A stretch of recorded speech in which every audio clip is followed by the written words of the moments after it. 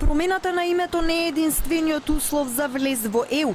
Потребни се темелни реформи на кои мора многу да се работи. Еврокомесарот Јоханес Хан упати јасна порака.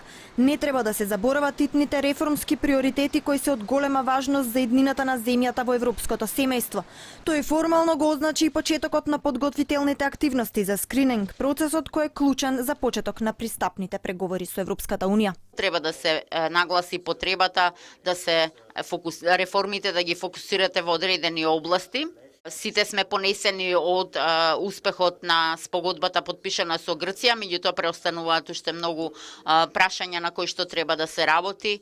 Значи, не треба да се забораваат овие области од важност за иднината. Скрининг, процесот кој почнува од сега ќе ја овозможи на администрацијата да се запознае со законодавството на Европската Унија, но во исто време и да се види до каде е Македонија и колку е осогласена со ЕУ, кажа Хан. Посетата на еврокомесарот денеска ја одбележи неговото агитирање за референдумот. Ги потикна младите да излезат на референдум и да не го бойкотираат затоа што се работело за иднината на земјата. Премиерот Заев и официјално го кажа тимот кој ќе биде задолжен да не внесе во Европската Унија. Бујар Османи ќе го предводи. Владата го назначува доктор Бујар Османи, заменик на претседателот на владата задолжен за европски прашања, за главен политички преговарач и шеф на делегацијата за преговори со Европската Унија.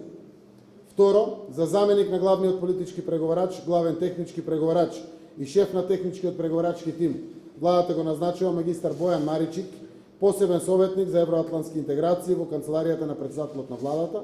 Целиот процес ќе се одвива преку секретаријатот за европски прашања, кој во консултација со владата и министерот за надворешни работи има за задача да подготви концепт за преговарачка структура и соодветни акти до крајот на јули и истите да ги достави за усвојување до владата. Според одлуката на шефовите на држави на ЕУ, Македонија доби условен датум наредната година.